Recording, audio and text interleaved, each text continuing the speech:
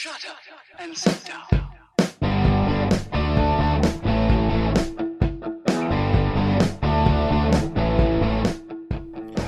Welcome to Being on Stage, the only podcast that gives you motivation, inspiration, and confidence to be better on stage.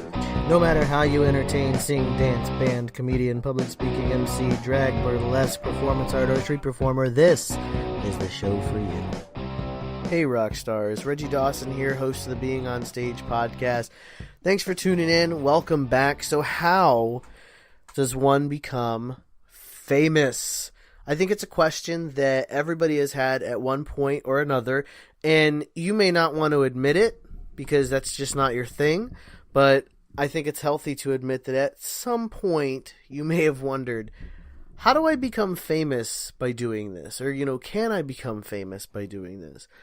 Sometimes it's not about fame, it's about success, and it's about dreams and aspirations. And it may not be how do I become famous. It could be how do I perform with Cirque du Soleil? How do I perform on the Vans Warped Tour? How do I perform? How do I get a gig at Grand Ole Opry or House of Blues or whatever it is that's like a big ultra dream for you? Is how do I do that? How do I become famous or how do I become successful? Before we get in there and dissect how you do this and how you do that and how you're going to build your fan base and become the ultra famous mega superstar that every single person and performer deserves to be. My name is Reggie Dawson. Again, I'm a talent coach. I'm also an MC and an entertainer. I love everything about being on stage, not just the podcast, but actually performing on stage. The energy, just the feeling and the connection with the audience. And man, I honestly love the people, and that's what you'll hear me preach. That's what it's all about is, the people that you meet being a performer and the people in the audience and the people that come out and support you and connect with you. It's pretty, I don't know, it's pretty neat. And to me, it's all about the people connecting to your audience and building that relationship with them over time. Not just, and I'm not talking like you have to know every member of your audience and, how their kids are and how many dogs they have. I'm saying in general, knowing your audience and connecting with them it's a really great feeling. And that to me is what performing is all about: sharing your talent, connecting with other people. So how do you become famous while sharing your talent and connecting with other people? Well, that's an interesting question, and it's a question that I've heard a couple of times, and it's not always posed in the same way. It's not always, Reg, how do I become famous? It could be, how do I make a lot of money doing this? How do I get a lot of bookings? How do I go on a major tour? And I think the first step in any dream is realizing that it's not going to happen overnight, and realizing that there's a certain part of yourself and a certain amount of work that has to go into it in order to see any type of return in the form of audience connection, fame, followers, fans, whatever you want to call it. In order to see any type of return on that, it's going to take a fair amount of work. And I think that realization is what, one, keeps a lot of people from getting on stage and going after their dreams. And two, I think it also scares a lot of people because it's like, and I've been there, I swear to God, this is something that I said exactly to my wife. I said, I don't want to take that risk of doing that because I may not be successful at it. The definition of success involves risk. Like you cannot get to success without risk. And that, performing is no different. You're going to have to take risks, I knew a performer that would call out of work on a regular basis to take a gig here and there. And when I say a regular basis, I mean like once or twice a month, like a regular basis. Eventually lost the job, but in losing that job, because he never turned down a gig, he always would put the gig first. It was a huge risk. He risked losing his job. He risked losing the ability to support his family. And I am in no way, well, he didn't have a family, I should say, feed his dog. I'm in no way saying that every single person needs to take this same risk because, your situation is not his situation, is not my situation. We all have our own situations to think about, our own lives. But for him, he took that risk. He took big risk, lost his job, almost lost his house. I think him and his dog were living in his car. And I mean, he lost everything. But in doing that, he was still able to maintain accepting every gig. And now he's on like a small festival tour in the Midwest somewhere. But that's what I'm saying is you cannot find success without taking a certain amount of risk. And it's something that I took me years to realize. And I want to say there's still some risk that really just scares the bejesus out of me. I mean, like, especially the risk that involves a lot of money. I've always had an issue with spending money to get somewhere with my art. I've always felt like my art should speak for itself. And on some levels, you're performing and your art should speak for itself. But on other levels, there's going to be times when you have a great opportunity and it's going to cost you financially more than you're going to gain financially. And I think in that regard, you have to look at it as you can't look at it as financials. And a lot of us, we get hung up on how we're going to make the money, how are we going to pay the bills. And that's something else that prevents us from going forward with our dream and becoming successful, is that money factor, that finance factor. And I can't say that you need to remove the finance factor from the thought process when talking about your performing in your dreams. But in a way, you can't focus on the finances. You can't always focus on the money that you're putting into it versus what you're getting out of it. Sometimes you have to look at an opportunity as an opportunity for something down the road that you're going to get a return on later.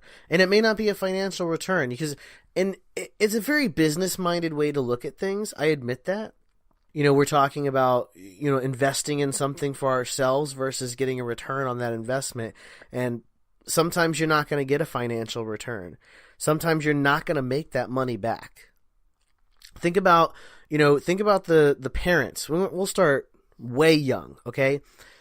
You know what? As a matter of fact, I wanted to talk about this story. And, last week, this gymnast, Caitlin Ohashi, she went viral because, she got a perfect 10 in her gymnastics floor routine. I mean, I watched the video probably 3 or 4 times. It is absolutely phenomenal. Some of the things she does is just ridiculous. I saw her on Good Morning America. She mentioned that there was one of her passes that she did. She actually had to resubmit it a couple of times because it wasn't even in the book. Like, they had to resubmit it and reassign it some points because it didn't exist, basically. And I find it funny because she went so virally famous so fast, and to us, to everyone else, it's like an overnight success. But first of all, backing up, gymnasts, definitely not an overnight success. So parents start these kids real young, and there's no harm in starting kids off doing something they love at a young age. So her, let's take her for example. Her parents started her off when she was 3 years old in gymnastics. I don't know if you've ever put a child into gymnastics.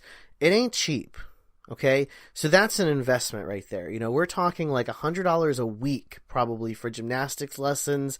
And we're talking, so $100 a week, that's $5,200 a year times, that probably only lasted 4 or 5 years. So by the time she was 10 years old, her parents probably already invested almost 10 to 20,000. I can't speak like exact figures, so you're getting a broad range.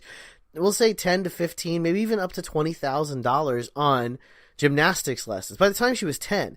So when this girl was 12, she also competed on like the pre-Olympic, like the national team. She was part of the national team. It was 12 to 14 in that age range. And so at that point, we're talking, she's probably got almost $50,000 invested in her, just in the coaches that she's worked with and the facilities that she had gotten to use. You're talking pre-Olympians here, okay? So that's a hefty investment. So now we're up to like 50 grand that her parents has invested, okay? So then on top of all that, she's had a lot of medical issues. I don't know if you guys saw any of her videos for her interviews, but she had a lot of medical issues that she's had to fight through. She lost the heart in it for a little while. She struggled with having fun aspect of it. She actually mentioned in one of her interviews that she didn't really want to be great like she was before, because when she was great, she didn't have fun. And I'll tell you, watching this video, she's definitely had a blast. So anyways, so now she's 21. So now we're talking 3 to 14, probably 50 to 50 grand plus invested in her. I don't know what happened in high school. I don't know what happened there. But in college, she's at UCLA, so that's like 50 grand a semester almost, I'm sure. So let's say in total her gymnastics career probably has about $100,000 invested in it. And she went viral for a 2-minute video and got a perfect 10. So she invested, and her parents invested, $100,000 for a 2-minute viral video and a couple of interviews on ABC, NBC, Good Morning America Today. I don't know. A couple of interviews, and I mean, she's still floating around on Facebook and Instagram and Twitter a little bit here and there, but it's starting to fade away. You know, something else is going to come and take the spotlight away. So $100,000, and she's famous for a week. Okay? And I'm not saying, listen, it does not mean that you need to go out and invest $100,000 for every week that you want to be famous. But when we talk about fame, fame is not something that just happens. Fame is not something that is free. Fame is not something that you can just wake up and post a video and you're famous. And yeah, okay, we're Insta famous. But I got news for you. Those there's a viral video posted every 30 seconds. Okay, viral videos mean nothing anymore. It used to a few years back, you know, when YouTube was still gaining a lot of ground, and especially when Instagram first started and Facebook was, you know, starting to become whatever monstrosity it is today. Their viral videos were, you know, something special. And even back, like way back, talking 90s, you had America's Funniest Home Videos. Those were your viral videos of the 90s. So in the past, when the past 10 years or so, even more, you know, viral videos have become less and less and less of a rarity. Everybody has a viral video out. I'm sure I have a viral video on YouTube. So everyone's got a viral video out there somewhere. It takes more than that to be famous. There's no such thing as really being Insta famous, okay? And even if there is, it may seem like Insta fame, but the work that went in behind that, behind the scenes, is incredible. And almost every single person that you follow on Instagram that you look up to, especially pick any performer that you follow on Instagram that you look up to, Instagram, Facebook, Twitter, whatever. Pick anyone that you follow that you look up to and look into their past. Look what they've gone through to get to these viral videos and these 15,000, 100,000, whatever followers that they have now, that they're famous for what they do. I follow a guy on Instagram. He's got about 14,000 followers, Dan Mangus or something. He does soccer ball balancing and stunts and everything. It's really cool, the stuff that he can do. But just looking at what he can do, I can tell you for a fact he's not Insta famous. I mean, he can balance a ball on his head and throw it up in the air and catch it on his head and the back of his neck and do all sorts of stunts and tricks and everything. That did not happen overnight. He's been working at that since he was a kid. I can tell you that. I've never talked to the man, never had a conversation with him, I've never even messaged him, but I can tell you beyond the shadow of a doubt, he's been training with those stunts since he was a kid.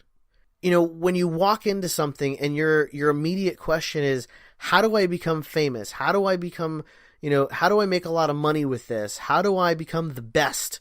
How do I perform with this person, perform with that person, be in this group or that group? The answer is hard freaking work, and a lot of it. It's not going to happen over. And listen, I'm not trying to bust anybody's bubble here, but if this is a bubble that you have, it does need to be popped. Because you have to realize that there is going to be work that's going to go into your dreams. And if you haven't realized that, start making that realization that you're going to have to work for it. Fame does not come easy, it does not come cheap, and it does not come fast. It takes a long time, it takes a lot of investment in yourself, and it takes a lot of hard work. I'm not trying to scare you off. I'm trying to prepare you, because you can do it. You can put in the hard work. You can make the time. I spoke in an episode before about making something a priority and making